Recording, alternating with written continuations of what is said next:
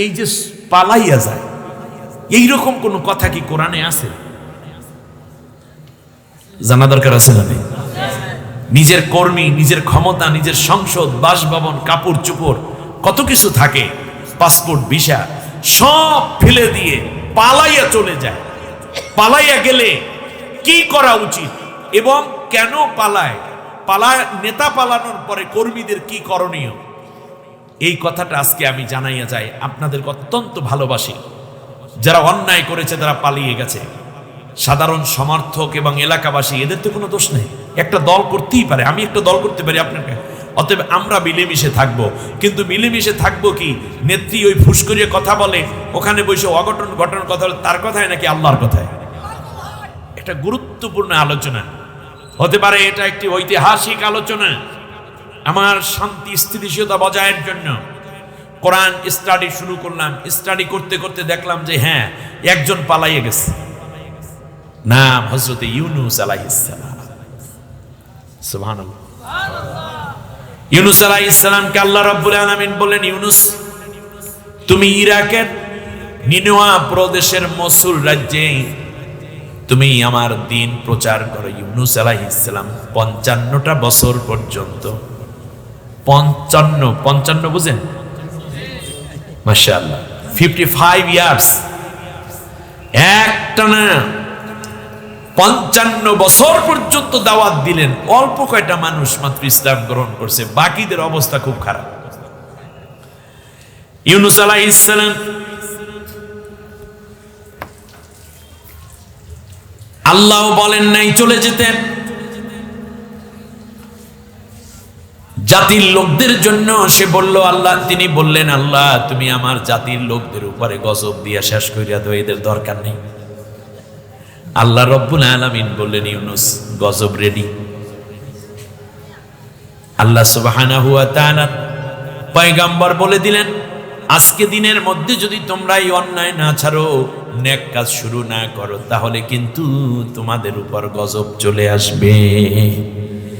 জাতির লোকেরা কয়, ইউনূস এই রকম আমাদেরকে ভয় দেখাইয়া লাভ নাই, আমরা অনেক শক্তিশালী গ্রুপ।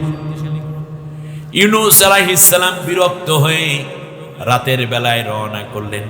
আল্লাহু আকবার। রাতের বেলায় রওনা করলেন। রওনার এক পর্যায়ে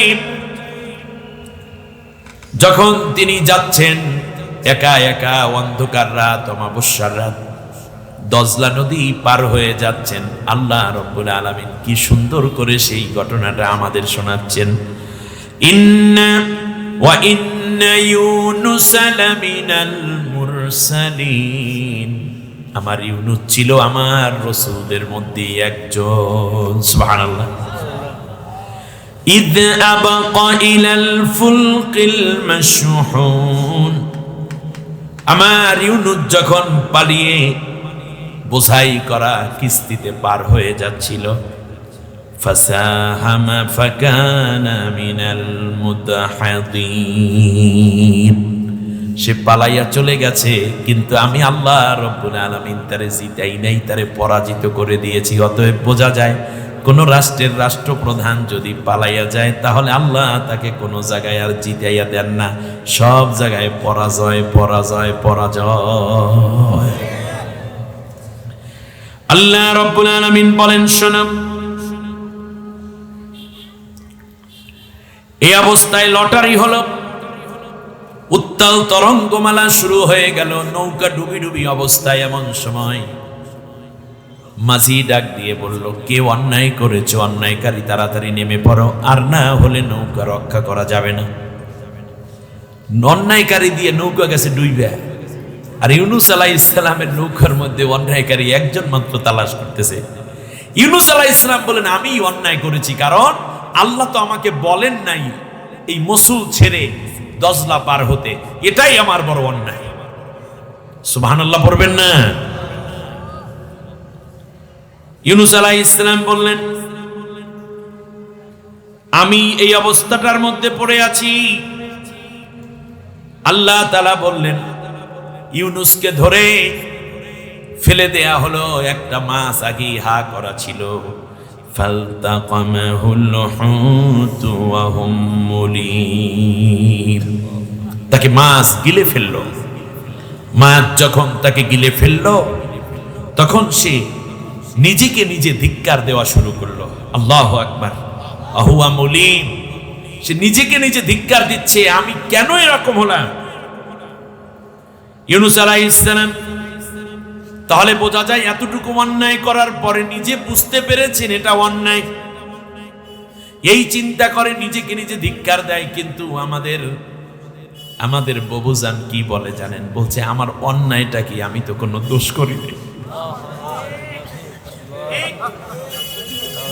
আল্লাহ চান তোমাকে যদি ক্ষমা পেতে হয়, তুমি যদি ক্ষমা চাও, তাহলে আগে আত্মোপলব্ধি হতে হবে, আত্মসমালোচনা করতে হবে। আমার কাছে খুব কষ্ট লাগে, এই দলের কিছু লোক আছে এখনো সিঙ্গারা টিঙ্গারা খায় রাস্তার পাশে দাঁড়াইয়া, কোনো অসুবিধা নেই, আমাকে দোষটা কি, আমরা তো এই করেছি সেই করেছি। কত হাজার ছাত্রকে হত্যা করলে তোমরা নিজেদেরকে দোষী বলবা? কতটা ব্যাংক ডাকাতি করলে, আত্মসাৎ করলে আর তোমরা বলবা তোমাদের অন্যায় হয়েছে? আর কত নারী ধর্ষিতা হলে, কত টাকা বিদেশে পাচার করলে তোমাদের অন্যায় তোমরা স্বীকার করবা, সেটা বলো। ঠিক বিবেক গুলো নড়ে, বিবেক শেষ হয়ে গেছে। ইউনূস আলাইহিস সালাম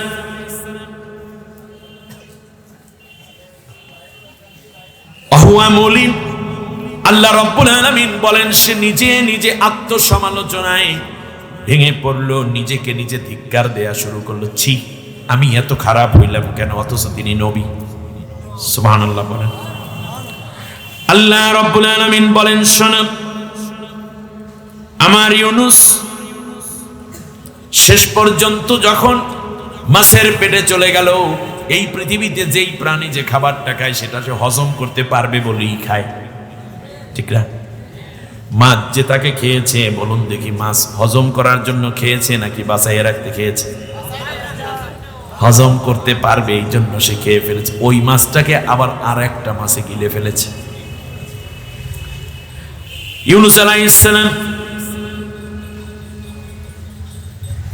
মাছের পেটে, মাছ সমুদ্রের তলদেশে গিয়ে থেমে গেল। পেটটা সমুদ্রের তলদেশের বালুর সাথে লাগায়া মাছ কিছুটা বিশ্রাম করে, কারণ পেটটা ভরা, একটু বিশ্রামে গেল।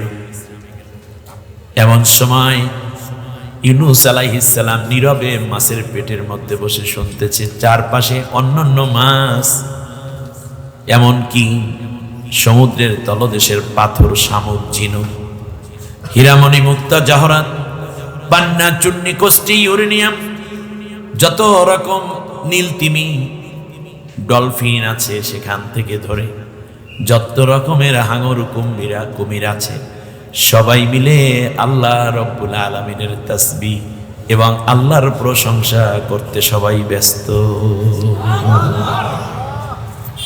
ইউনূস পয়গম্বর চিন্তা করলেন, আমি আর বসে থেকে কি লাভ, আমিও আমার আল্লাহর প্রশংসা করি। যেহেতু অন্যায় আমি করেছি, কিন্তু আমার মাবুদ ছাড়া তো আমার কেউ নেই। আল্লাহু আকবার। ইউনূস আলাইহিস সালাম আল্লাহর কাছে কি বললেন? আল্লাহ সুবহানাহু ওয়া তাআলা কোরআনের মধ্যে বললেন, সূরা আম্বিয়ার 87 নম্বর আয়াত, ওয়াদান্নুন ইয যাহাবা মুগাদিবান ফাযান্না আন লান নাকদিরা আলাইহি ফানাদা ফিয যুলুমাত আল্লা ইলাহা ইল্লা আনতা সুবহানাকা ইন্নী কুনতু মিনাজ জালিমিন। আর শোনো সেই মাছওয়ালার কথা, যখন শিব রাগ করে পালিয়ে যাচ্ছিল, সে মনে করেছিল আমি আল্লাহ রব্বুল আলামিন বুঝি তারে ধরতে পারবো না। সে মনে করেছে কোনো দেশে পালাইলি মনে হয় পালানো হয়ে যায়, অতএব অন্যায় করে যদি কেউ পালাইয়া যায়, আমি আল্লাহর ধরা থেকে সে কিন্তু রেহাই পাবে না। আমার ইউনূস গহীন অন্ধকার, তিনটা অন্ধকার।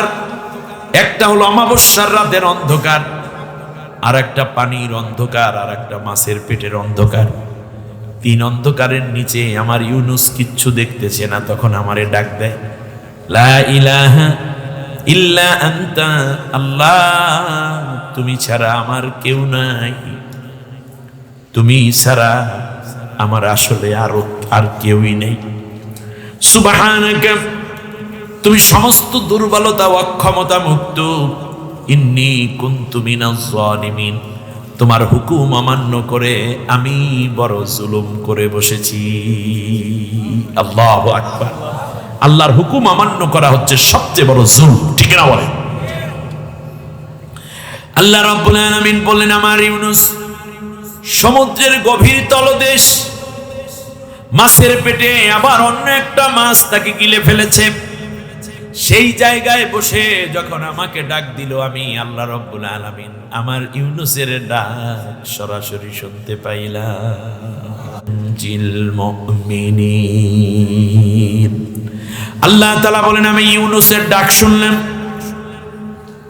শুধু ইউনুস নয়, কিয়ামত পর্যন্ত এর চেয়ে বড় বিপদে পড়ে কেউ যদি আমি আল্লাহকে ডাকে, কেউ যদি আমি আল্লাহকে এইভাবে কাতর কণ্ঠে আমি আল্লাহরে ডাক দিয়ে বলে, আল্লাহ তুমি ছাড়া আমার কেউ নাই, আমি নিজে অনেক গুনাহ করেছি, অনেক জুলুম করেছি, তাহলে আমি আল্লাহ কিয়ামত পর্যন্ত এদের সবাইকে মাফ করতে থাকবো।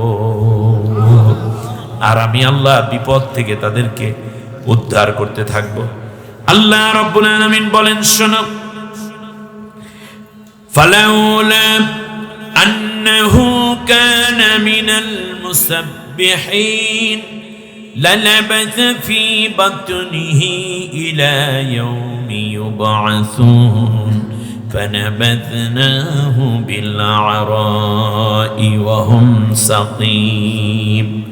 আল্লাহ রাব্বুল আলামিন বলেন, ইউনুস যদি আমি আল্লাহরে ডাক না দিত, আমি আল্লাহর কাছে যদি নিজের ভুল স্বীকার না করত, তাহলে আমি আল্লাহ কিয়ামত পর্যন্ত মাছের পেটে ইউনুসকে রাইখা দিতাম। ইউনুসকে কোনোদিনও মাছের পেট থেকে আমি আল্লাহ দুনিয়ায় আবার আনতাম না। আল্লাহ রাব্বুল আলামিন বলেন, শোনো, এখন এই অবস্থা যদি হয়, কেউ যদি পালাইয়া যায় নিজের জাতি ছাইরা, এই দিকে মনে থাকে না থাকে, আপনাদেরকে একটা কথা বলে রাখি এই ফাঁক দিয়া। আল্লাহ রাব্বুল আলামিন বলতেছেন, শোনো ঘটনা কি হইল। এই দিকে ইউনুসের অবস্থা এই, ওই দিকে জাতির লোকেরা যখন দেখলো সকালবেলা কালো মেঘ তাদের উপর ছেয়ে গেছে, একটু পরে কালো মেঘটা লাল হয়ে গেছে, রক্তবর্ণ হয়ে গেছে। এরপর যখন দেখলো মেঘটা হলুদ বর্ণ ধারণ করেছে, একটু পরেই যখন বজ্রপাত শুরু হয়ে গেল, জাতির লোকেরা সবাই চিৎকার আওয়াজ শুরু করে দিল, আল্লাহ তুমি আমাদেরকে বাঁচাও, আল্লাহ তুমি আমাদেরকে বাঁচাও, আল্লাহ তুমি আমাদেরকে বাঁচাও। আল্লাহ রাব্বুল আলামিন বলেন, শোনো, ইউনুস নাই তাতে কি হয়েছে, আমার বান্দারা যখন আমার কাছে ধরা দিল, নেতা নাই তাতে কি হয়েছে, কথা কয় না, নেতা নাই পালাই গেছে। নেতা কি করছে? পালাই গেছে। এখন কর্মীরা কি করবে? আল্লাহ রাব্বুল আলামিন বলেন, শোনো, ফালাউলা কানাত ক্বরিয়াতুন আমানাত ফানাফাআহা ঈমানুহা ইল্লা কওমা ইউনুস। সেই ইউনুসের অবস্থা চিন্তা করো। ইউনুস চলে গেল, দেশ ছেড়ে, এলাকা ছেড়ে পালাইয়া গেল, কিন্তু জাতির লোকেরা এখন তো আমার কাছে কান্না কাটা শুরু করছে, কারণ আমার কাছে আমার বান্দা যখন কান্দে, তখন নবী না থাকলেও আমি আল্লাহ ওদের ঈমানটা কবুল করে নেই। লাম্মা আমানু কাশাফনা আনহুম আযাবাল খিজি ফিল হায়াতিদ দুনিয়া ওয়া মাত্তা'নাহুম ইলা হিন। ওখানে বলা হয়েছে যালিকা খিজুন ফিল হায়াতিদ দুনিয়া ওয়া ইয়াউমাল কিয়ামাতি ইউরাদ্দুনা ইলা আশাদ্দিল আযাব। এখানে আল্লাহ তাআলা বললেন, যেহেতু নেতা নাই, পালাইয়া গেছে, নেতা পালাইয়া গেছে, তোমাদের লিডার শেষ, অসুবিধা নাই, যদি তওবা করো আর যদি আমি আল্লাহর বিধানের উপরে ঈমান আনো, তাহলে আমি আল্লাহ রাব্বুল আলামিন তোমাদেরকে সব বিপদ থেকে উদ্ধার করে আমি আল্লাহ দুনিয়ার যে লাঞ্ছনার ফাইল তৈরি হয়েছিল, আমি আল্লাহ তাআলা সব বিপদ থেকে তোমাদেরকে লাঞ্ছনা থেকে আবার বাঁচাই দেব। শুধু তাই না, ওয়ামাত্তা'নাহুম ইলাহিন, ওই যে আল্লাহ তাআলা বলছেন খিজিউন ফিল হায়াতিদ দুনিয়া, এইটা থেকে আমি আল্লাহ তাআলা কাশাফনা আনহুম, অর্থাৎ দুনিয়ার লাঞ্ছনা থেকে বাঁচাই দেবে। এখন চোর কইয়া কেউ আর ডাক দেবে না, খুনি কইয়া তোমাদেরকে কেউ আর ডাক দেবে না, আদালতেও তোমাদের হাজিরা লাগবে না, আমি আল্লাহ একটা সাইজ করিয়া তোমাদেরকে বাঁচার ব্যবস্থা করে দেব। আর আখিরাতে যে ইলা আসাদ্দিল আযাব ইউরাদ্দুনা ইলা আসাদ্দিল আযাব ছিল, সেটাও আমি আল্লাহ মাফ করে ওয়ামাত্তা'নাহুম ইলাহিন, আমি তোমাদেরকে সম্মানের সাথে আমার সামনে হাজির করব। শর্ত একটাই, সেটা জালেমের গোষ্ঠী ত্যাগ কইরা আল্লাহর কোরআনের দিকে ঝুঁকে পড়তে হবে। এসে ভালো সবক আপাতত আপনাদেরকে আর কেউ দিতে পারবে না। কুফরি মতবাদ, ভারতের দালালি, ইসলাম বিরোধী কর্মকাণ্ড, নাস্তিক্যবাদের দোসরদেরকে সাথে নিয়ে ইমানটা নষ্ট করে ফেলেছেন। আপনার জন্য উপযুক্ত সময় এখন। কিসের আপা, কিসের দাদা, কিসের জাপা, সব বাদ, একমাত্র আল্লাহর কোরআনের দিকে ফিরে আসুন। আল্লাহর কোরআন দিয়ে এই জমিন পরিচালনার দায়িত্ব, যে খেলাফত আল্লাহ আপনাকে দায়িত্ব দিয়েছেন, সেই দিকে ফিরে আসুন। আল্লাহ বলছেন লাঞ্ছনাও উঠাইয়া নেব, আবার আখিরাতের শাস্তিও তোমাদের জন্য মওকুফ করে দেব। সিদ্ধান্ত আপনি নেবেন, আমি না। কি করা উচিত আপনি বুঝুন। আল্লাহ রাব্বুল আলামিন বললেন, শোনো, কিন্তু যারা পালাইয়া যায়, তারা কোনদিন আর আগের মতো ঠিক হয়ে আসতে পারে না। আল্লাহু আকবার খানা। তাদের অবস্থা কি হয় শোনো। ওয়া আমবাতনা আলাইহিম শাজারাতাম মিন ইয়াকতুন, আমি আল্লাহ তাআলা তাদেরকে কি অবস্থায় করি তোমরা শোনো। একটা প্রান্তরের মধ্যে ইউনূস আলাইহিস সালামের ব্যাপারে আল্লাহ বলছেন, ওয়া আমবাতনা আলাইহি শাজারাতিম মিন ইয়াকতুন, আমি আল্লাহ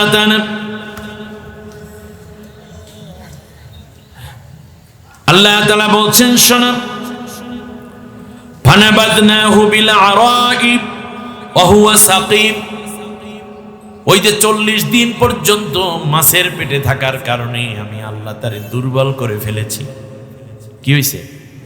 গোটা শরীর একেবারে নরম হয়ে গেছে। 40 দিন পর্যন্ত সূর্যের আলো দেখে না, দুনিয়ার বাতাস পায় না, যদিও আল্লাহর কুদরতে বেঁচে আছে, আল্লাহর তাসবিহ পড়তেছে, কিন্তু দেহের অবস্থায় একেবারে কি নড়বড়ে, একেবারে কি সাদা হয়ে গেছে। পানি অনেকক্ষণ পানির মধ্যে থাকলে কি হয় দেখছেন আপনারা? সাদা হয়ে যায়। শুধু তাই নয়, দেহটা একেবারে দুর্বল হয়ে গেছে। মনে রাখবেন, যারা পালিয়ে যায় নেতা যদি কোনোদিন ফিরেও আসে, আগের মতো শক্তি নিয়ে আসতে পারবে না। একেবারে দুর্বল দেহ, হাজারো রোগ, আগের মতো আর কসকসা চেহারা দেখা যাইবে না। মনে হইলে বোঝাই যাইবে কত বয়স হয়েছে, ঠিক কিনা? আগের মতো আর নাই। আল্লাহ বলছেন, আমার ইউনূস কি আমি আগের মতো রাখি নাই পালানোর অপরাধে? কথা কয় না দূর। ইউনূসের চেহারা কি আগের মতো ছিল? দেহটা কি ওই রকম ছিল? আল্লাহ রাব্বুল আলামিন বলতেছেন, ওয়াহুয়া সাকিম, সে ছিল একেবারে দুর্বল।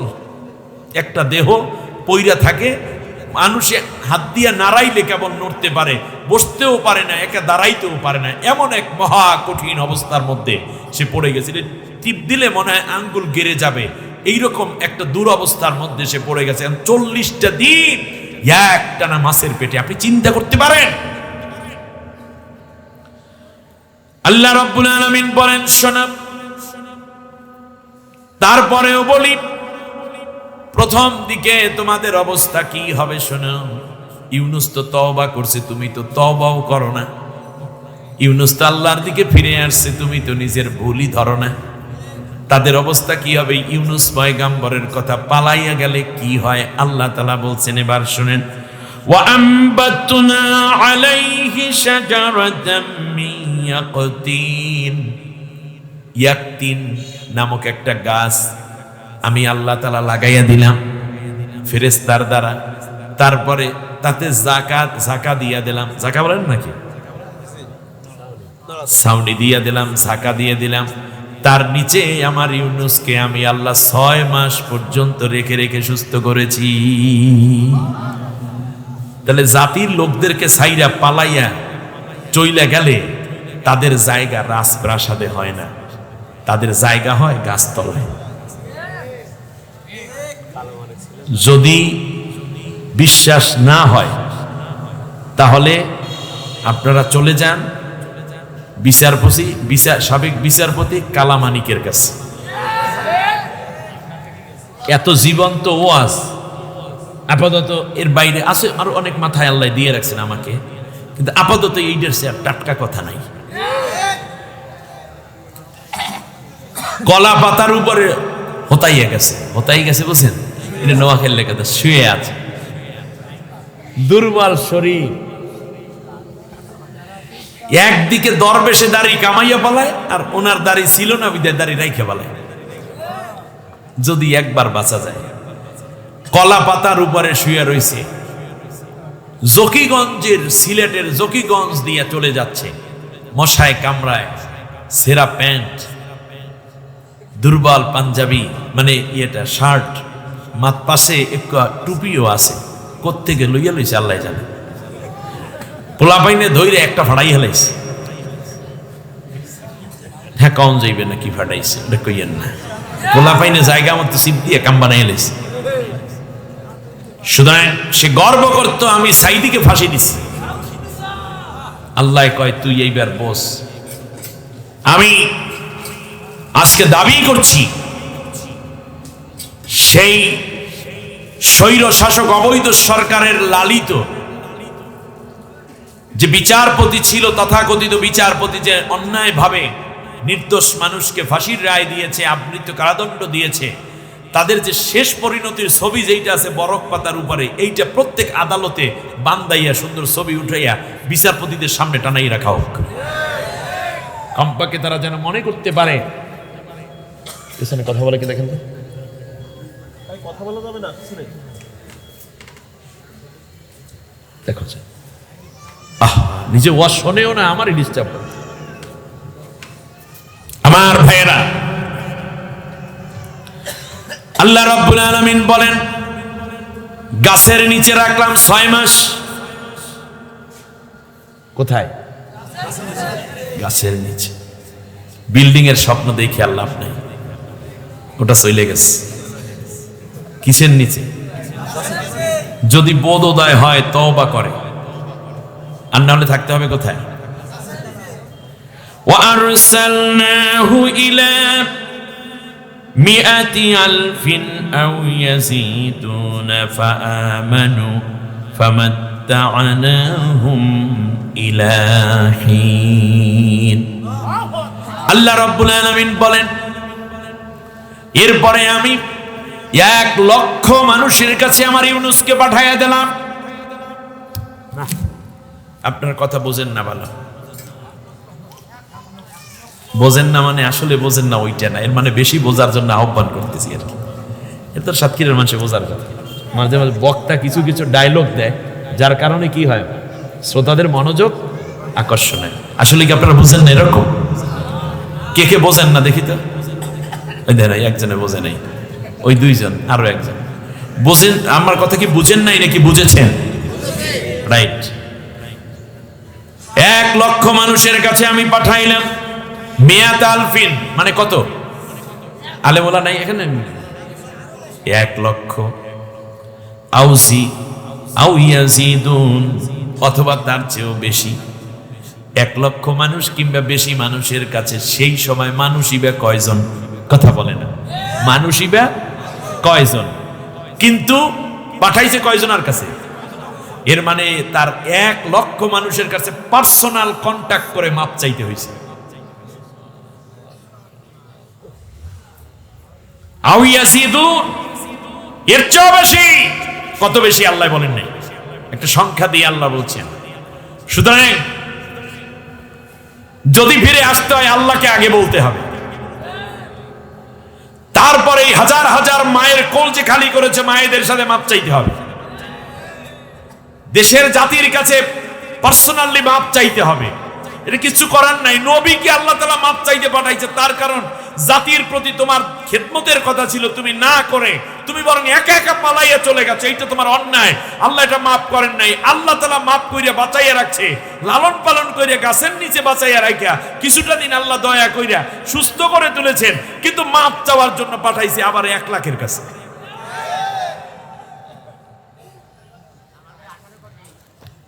এই যে সুন্দর কথা বলছে, আমাদের 18 কোটি। এবার আল্লাহ রাব্বুল আলামিন বলেন, শোনো, ঘটনা যখন এত কিছু হয়ে যায়, পরবর্তীতে আমি কাদেরকে ক্ষমতায় আনবো একটু শোনো, শুনবেন না? এটা হচ্ছে আলোচনার শেষ পর্ব, 10 মিনিট মুনাজাত দিয়ে চলে যাব ইনশাআল্লাহ। আল্লাহ রাব্বুল আলামিন বলছেন সূরা কসাসের মধ্যে 4 নম্বর আয়াত থেকে নিয়ে 6 নম্বর আয়াত, আমার আল্লাহ এবার ডাক দিয়ে বলেছেন, ওয়ানুরিদু, ওই পলাইয়া যায় অথবা একচ্ছত্র সংসদ থেকে যারা হারিয়ে যায়, তারপরে কাদেরকে আমি দেশের রাষ্ট্র ক্ষমতায় নিয়ে আসব, তাদের বক্তব্য তোমরা শোনো। এটাই তো নাকি আমার আলোচনার শেষ কথা, এটা ছিল না? বাস, 3য় পর্বে আমরা এখন আছি। আল্লাহ রাব্বুল আলামিন বলেন, অনুরিদু আন্নামুন্না আলাল্লাযীনা ইসতুদঈফু ফিল আরদ ونجعلهم أئمة ونجعلهم الوارثين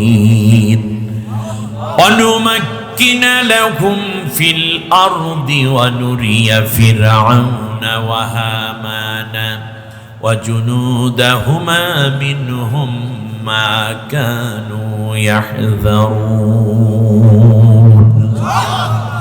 আল্লাহ রাব্বুল আলামিন বলেন, আমি আল্লাহ কিন্তু এই ফাঁকে ডিসিশন নিয়ে ফেলেছি। আল্লাহু আকবার।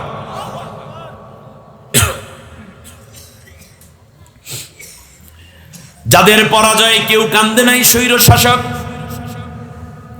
আর যারা পালিয়ে গেল, এদের পরে রাষ্ট্র ক্ষমতায় কাদেরকে আমি আনবো, আমি আল্লাহ এবার তাদের নাম ঘোষণা করতেছি। সুবহানাল্লাহ। আল্লাহ যাদেরকে ক্ষমতায় আনতে চান, আমি আপনাদের কাছে জানতে চাই, আপনারা কি তাদেরকে ক্ষমতায় দেখতে চান কিনা? আল্লাহ যাদেরকে ক্ষমতায় আনতে চান, আপনারা কি তাদেরকে ক্ষমতায় যাওয়ার জন্য সহযোগিতা করবেন? আপনারা কি তাদেরকে ক্ষমতায় দেখতে চান? কে কে চান? আমার চাওয়া না, আল্লাহ চান বলে আমরা চাই, ঠিক কিনা বলেন? বলেন, আল্লাহ চান বলে আমরা চাই।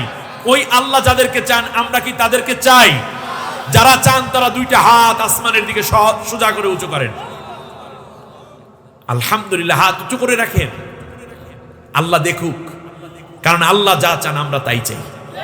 এইটাই তো মুমিনের কাজ নাকি? এইটাই তো মুসলমানের কাজ। আল্লাহ তুমি কবুল করে নাও। সবাই বলেন আমিন, আমিন ইয়া রাব্বাল আলামিন।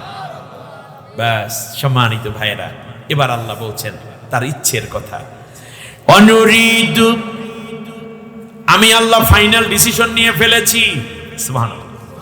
অনুরিদু শব্দের অর্থ আমি ইচ্ছা করলাম। তাহলে আল্লাহ যেটা ইচ্ছা ওইটাই আল্লাহ সিদ্ধান্ত। বলেন, আল্লাহর যেটা ইচ্ছা সেইটা আল্লাহর কি সিদ্ধান্ত।